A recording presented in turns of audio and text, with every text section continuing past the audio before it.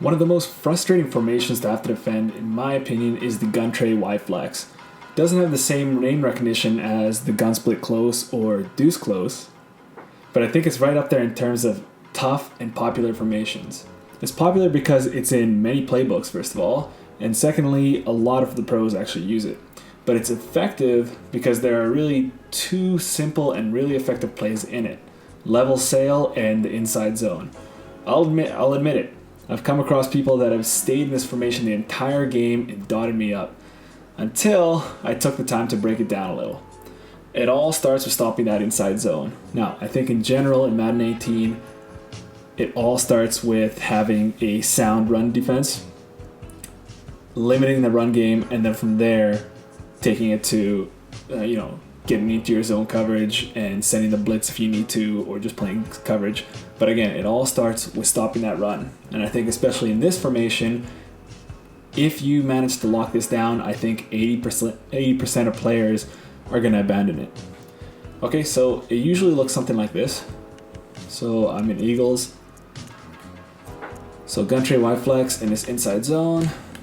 And we'll just pick 4-3 normal, cover 3 sky. And I mean, it's in a sense kind of like an outside zone. Like nobody's ever going to think to actually break this inside unless there's, a huge cutback lane. But they're just going to run it off tackle and get, 15 or more yards. Now, it's not the greatest run, but it's consistent. Okay, and especially if you have some decent run blocking wide receivers and a left tackle that can hold the edge there, you're going to get those yards because you just have so many blockers. Now, I think there are certain defenses that are much more suitable against this, and the one that I like to go to, first of all, I'll go right back to this inside zone here. The one I like to go to is the 4-3 wide 9. Okay, so we'll pick Tampa 2 just because I think this just adds another element to have that cornerback in the run fit. And particularly you have somebody with really high block shed, I actually run safeties there. So some of the high block shedding free safeties or strong safeties because, I don't really need a ton of speed or man coverage there. I just, block shed, hit power, and zone coverage. But they're not even really what's important here. So you notice the split of these defensive ends. So this Calais Campbell is way out wide, right between the wide receiver and the left tackle there. And same with this Ngakwe. Okay, so you're gonna want some big defensive ends with a ton of block shed, but I think this formation is so good against this inside zone that it doesn't even really matter as long as they're big and decent at block shed. Okay, so what's gonna happen here is this wide receiver, Alshon Jeffrey, who's actually a really good run blocker, is going to take on Earl Campbell. Calais Campbell. So that's a big mismatch there. Okay, you have, the biggest, strongest defensive end on a wide receiver. Okay, so what ends up looking like something like this. So he gets block shed right away. Okay, so it's really all about getting your players in the best position to make the play. Okay, and then, if you need to make an adjustment to do that, like say if you come out in 4-3 normal or 4-3 over or something like that, and you see this formation, or you see that your opponent is coming out in this, they tend to come out in this, every other formation, every other play or every play, well then you start coming out in this 4-3 wide 9. Now, in general, a wide 9 isn't known as a great run-stopping formation, but, since most of the runs in Madden 18, most of the best runs are outside runs, including this one, even though it's called an inside zone, it is an outside run, and this will limit that.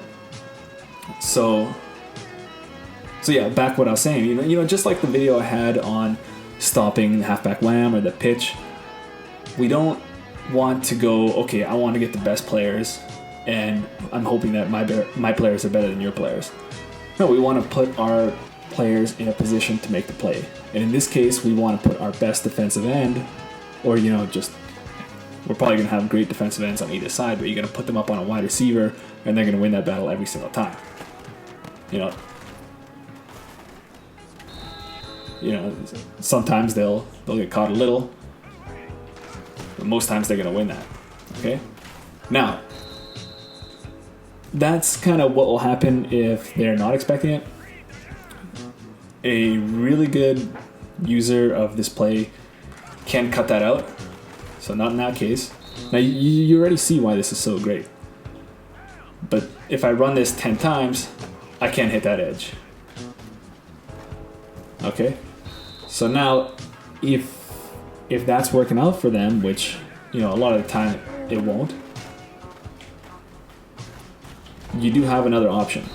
And what I like about this is so simple, you know? All we have to do is just show blitz. Okay? If we show blitz, this third wide receiver here, Alshon Jeffrey, is going to target the free safety rather than Calais Campbell. What's going to happen there is the left tackle, Jason Peters, has to go out and block Calais Campbell there. Okay, but you know he's not in a great position to do so. Okay, so Calais is going to get the edge every single time, and there's no way that Ajayi or any running back you have there is going to be able to get there. Okay, so it's two great options and two much different options that you have here. Okay, so if you show blitz, they're never going to get to that edge. Though they will have, you know, more so of an opening inside here. But that's what you'd rather have, I'd say. And then it's up to you as a user. Now it depends where you want to use her. But it's going to be up to you as a user to plug that hole. Okay? Something like that.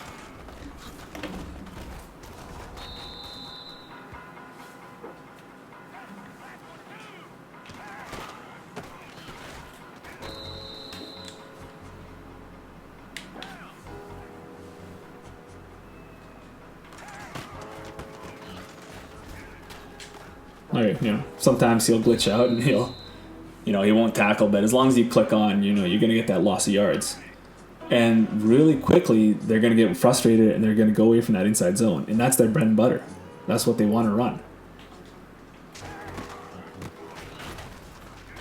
Either you have the defensive end matched up on the wide receiver, he's going to blow past them, or he's going to be, you know, way too far for that left tackle to get that, you know, that proper leverage on him. You're going to force him inside, and you're going to be waiting there for him. Okay? So that's how you stop that inside zone. Like I said, if you stop that, I'm willing to bet 80% of the people running this are going to give up. And, you know, then they're going to have to go to one of their passing plays. And most likely it's going to be this level sail. So this play is great. I don't see too many adjustments you have to make out of it. So again, we'll go back to this 4-3 wide 9, and I really like the cover 2 for this. So you're going to have to, if you're running 4-3, if you want to put this guy in a deep blue, you're going to have to baseline, you know, put him in a deep blue and then baseline again. And then from there you can also show blitz if you want Calais to get that edge. You know, it's up to you really. You know, it's up to your opponent actually. It depends on what he's doing. Then from there, so you see how the offense here, right away, the very first things we need to do is take away the outside. Okay? So what I like about the cover 2 is that cornerback and that cloud flat is going to take away anything from the tight end here. There's just no way you can add that in. There's no way you can put that in there. Then from there, what I like to do is put this weak side defensive end on a hard flat. Okay, so what he's going to do is take away that route to the running back. Okay, if you have decent catching, you could, you know, run that back for a pick 6, but, you know, we don't need this to be that amazing. So the right side is absolutely locked down. Then it's up to you, as a user defender, who you want to take. If you're in cover 2, obviously not the middle linebacker. You're going to pick an outside linebacker. And you're going to split these guys. Okay? Either you're going to be patient and hold with the first in, or you're going to jump Smith. Okay? But I'm willing to bet that, no person is going to want to be willing to play that game, 80 yards down the field, because they have a lot more to lose than you. Okay? It's either they get 5 yards or you get an interception and pick 6. Okay? So that's the game you want to play. If you're playing that game, you're winning. Okay? So let's get... Oops. No control. And then from there, if you want to take your other outside linebacker and man up on Aguilar to get that deep in, or, the best option might be actually to, use this outside linebacker. Same with when you saw when I was defending that inside zone. If I was using this guy, I could plug that inside gap there, that B gap. Well, if we know that all of these players are going to be doing in routes, well, it might be best to add another defender in there to really muddy things up. Okay? So yeah, in that case, I'm more comfortable just in general with the left outside linebacker, but in this case, I'd say, you'd have a bit of an edge with that right outside linebacker. So then, what's going to happen is every single... Now, bear with me here, I have to do 2 controllers. But everything's going to be locked down, and then as soon as that, as soon as your opponent breaks that pocket, I did a little late there, but as soon as they break that pocket, you're going to send that defensive end, let him leave his hard flat, and you're going to, get that sack. Okay, so you're sending 3. You're going to force him to roll out of the pocket because he's got nowhere to throw it to, and then from there you're just going to send that hard flat and you're going to get the sack. So let's show it one more time here. And, it's kind of your duty as a user. Okay, how do I want to do this? It's going to be really hard. But you want to... Yeah, I pressed the wrong R3 there.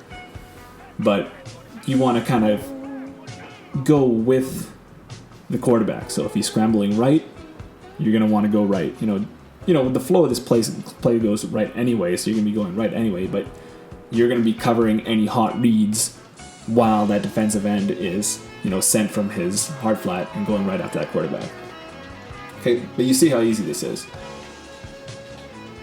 So let's go over it one more time. Middle linebacker is always in a deep third. If you baseline, hot rod him and then baseline again, he's going to go out and man line, but I would just, move him right back in the middle. You're going to put the weak side defensive end on a hard flat, so he's going to cover that table route from Ajayi. The corner is going to cover Ertz, because there's nowhere to throw there, absolutely nowhere. And then you're going to look to split 2 or 3 in routes with your user, and then you'll also get help from that other outside linebacker. And then from there, you're going to hope, first of all, you're going to hope that the quarterback forces a throw and you're going to pick that off, or they're going to roll out right and you're going to get the sack. Okay, so it's that simple, guys. I think, same with the inside zone. It's not a matter of getting the best players or hoping that your opponent, screws up. It's just about making the right simple adjustments. And that's why I believe in, picking one defense that you're comfortable with. In my case, it's the cover 2, or if you're comfortable with cover 4 or cover 3. Just understand the adjustments that you want to make. Also, in this case, I think sometimes you'll see a streak from the slot receiver. But that, I would say there's nothing really there. You know, it's just going to go right to the safety. That's just going to really take him out of the play.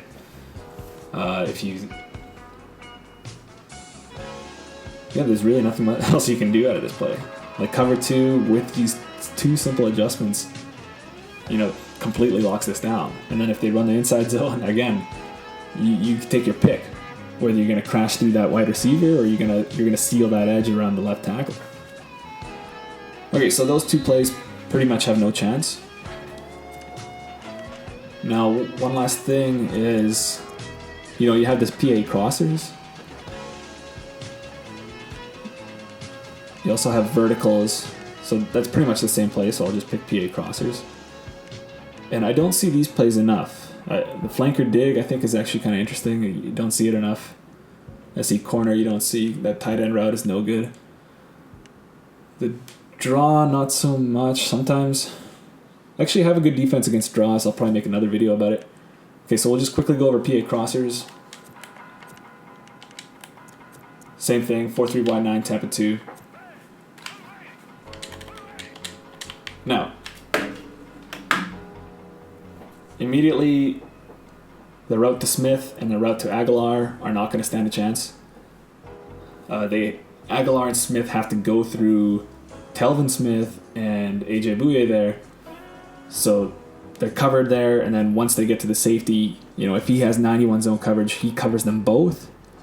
And then after Aguilar, you know, runs past them, well, then he has to deal with the middle linebacker here and the strong safety. So there's pretty much no chance here. Okay? Then from you, all you have to do as a user, you know, whether you're on this outside linebacker or this outside linebacker, you just have to cover Jeffrey, okay? Because that Ertz isn't going to do anything against the cloud flat on his side. Okay, so you just have to sit here and use that. Okay, so against cover 2, there's absolutely nowhere to go. Unless, you know, they go with Ertz here. In which case, you know, I actually like to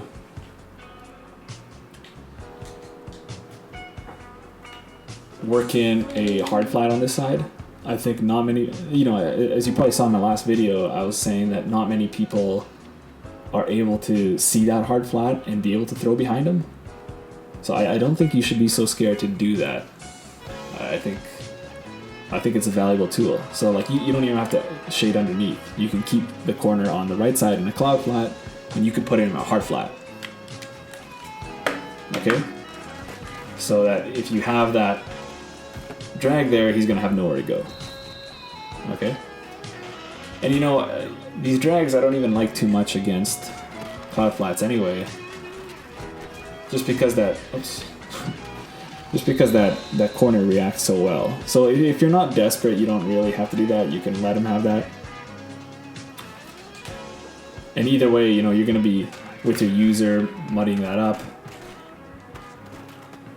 you know, making things difficult for him. So if he wants to take 2 or 3 yards, you know, you can give him that.